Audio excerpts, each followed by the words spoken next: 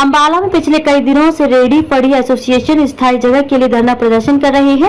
उनके धरने को सभी विपक्षी पार्टियों को समर्थन मिल रहा है। आज पूर्व केंद्रीय मंत्री विनोद शर्मा भी धरना स्थल पर समर्थन करने के लिए पहुंचे। भाषण के दौरान उन्होंने साफ कह दिया कि चंडीगढ़ की तर्ज पर अंबाला में रेहड़ी फड़ी वालों को मार्केट के अंदर ही स्थायी जगह दी जाएगी तो वो उसका समर्थन करेंगे। उन्होंने कहा कि वो किसी राजनीतिक फायदे के लिए नहीं आए हैं, बल्कि अपना समर्थन रेहड़ी फड़ी वालों को देने आए हैं। रेहड़ी फड़ी वालों की समस्या को दूर जरूर किया जाएगा। अंबाला में रेहड़ी फड़ी एसोसिएशन पिछले काफी समय से धरना प्रदर्शन कर रहे हैं। सरकार और निगम के बीच रेहड़ी फड़ी एसोसिएशन फांस बनकर रह गए हैं। एक तरफ रेहड़ी फड़ी की रोजी रोटी का सवाल है, दूसरी तरफ मार्केट क्लियर करने की बात कही जाती है। अब रेहड़ी फड़ी एसोसिएशन ने स्थायी रूप से धरना दे दिया है। जिनकी रोजाना कमाई से घर में रोटी चलती हो वो धरने में पिछले कई दिनों से बैठे हैं, तो सोचो उनका घर चलना कितना मुश्किल होगा। अब विपक्षी पार्टी रेहड़ी फड़ी एसोसिएशन का समर्थन कर रही है, चाहे वो जजपा हो, आप पार्टी हो या हजपा हो या फिर हो कांग्रेस पार्टी। सभी धरना स्थल पर पहुंचकर उनका समर्थन कर रहे हैं। तो दूसरी तरफ मार्केट एसोसिएशन का कहना है कि राजनीतिक पार्टियां अपनी राजनीति ना चमकाएं।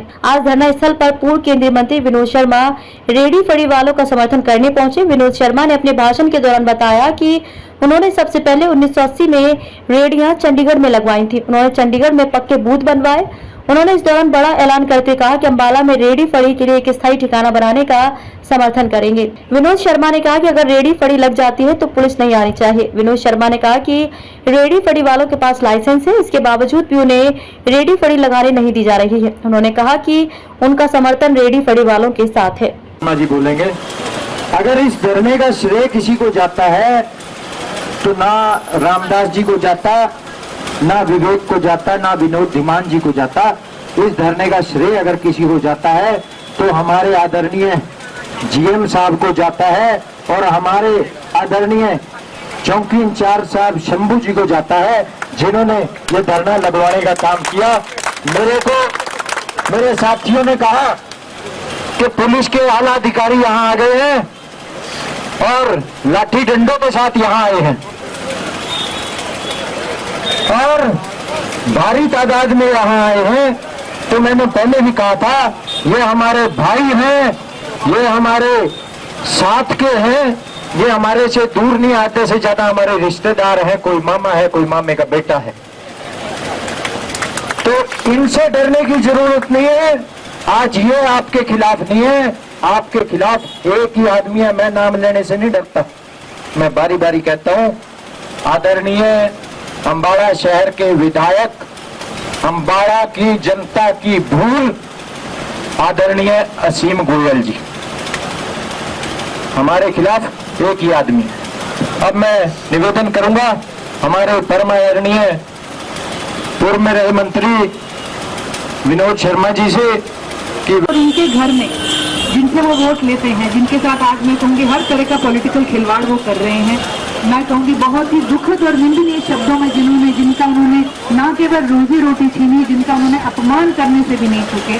जैसा कि बताया गया, इन्हें गली के नाली के कीड़े भी कहा गया और रोहिंग्यास कह के ऊपर रिपोर्ट भी गलत दी गई। हम समझते हैं ये है राजनीति। हम यहाँ पर समझते हैं कि ये जो मुहिम है आपकी, कल मेरे आगे हमारी बहन बैठी हैं, इनकी बातें करते करते आंसू आ गए। एक बच्चे को भी इनकी गोद में जो बैठा था उसे पता था कि मैंने इनके आंसू पोंछने हैं। हमारे विधायक साहब को कोई ममता नहीं जाती। हमने अभी एक हवन करा है सद्बुद्धि का, मैं कहूँगी एक भवन और करिए, हवन सॉरी, वो करिए सद्भावना, कि भगवान करे इनके दिल में थोड़ी ममता जागे, थोड़ी इंसानियत जागे। ये फैसले बहुत बड़े नहीं हैं, ये सिर्फ एक छोटी सी ममता, थोड़ी सी इंसानियत की है। मैं यही कहूँगी कि आज सर्वदलीय हमारी जो मीटिंग है, ये आगे क्या करें इसके लिए एक चर्चा है।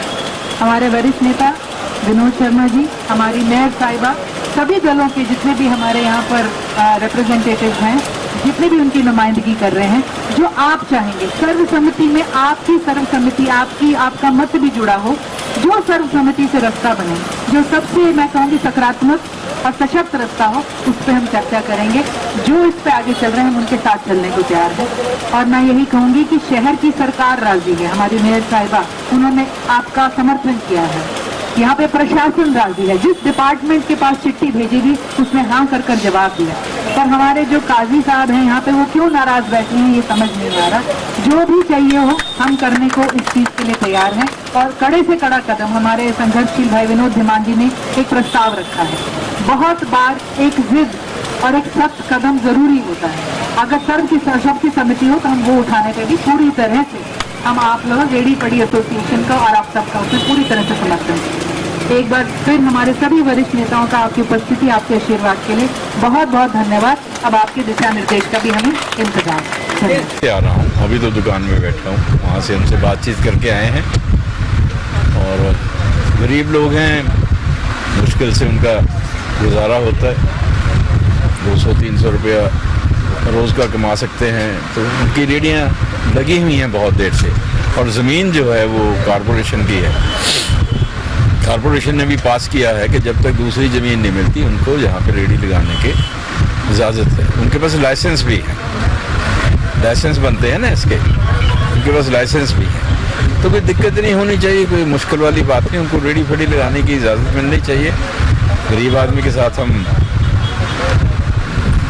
हमारा तो उनके साथ यही सोचना है कि हम सब उनका समर्थन करें और उनको अपना रोजगार कमाने के लिए उनको मौका मिलना चाहिए। भाई विवेक जी, आदरणीय रेडी फड़ी मार्केट के सदस्यगण, बेटी चित्रा जी, विनोद धीमान जी, मेयर शक्ति रानी जी, मेहता जी, फिरदूल जी, जितेंद्र जी, हमारे पार्षद हैं, और एजीपी से जिला अध्यक्ष दुनिया जी, और मेरे साथियों, किसी का नाम रह गया तो क्षमा करता। बहुत देर से आपकी मुश्किलों का व्याख्यान सभी ने किया है।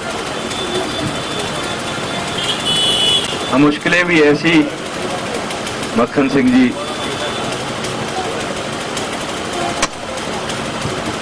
कि आपकी रोजी रोटी का सवाल है, मुद्दा कोई बहुत बड़ा नहीं। आप अपना जीवन यहाँ से अपने बच्चों के लिए, अपने परिवार के लिए, जो थोड़ी बहुत कमाई आपको होती है अपनी रेडी लगाने से, उसके लिए आज से नहीं, बहुत वर्षों से यहीं पर है। पहले कभी ऐतराज नहीं हुआ भी तो टेम्परेरी तौर पर हुआ और फिर ठीक हो गया। आज आप कई दिनों से यहां पर बैठे, मेरे साथियों ने, बच्चों ने, नेताओं ने बड़े ओजस्वी भाषण भी दिए हैं और सच्चाई हमारे समक्ष रखी है, आप सबके समक्ष रखी है।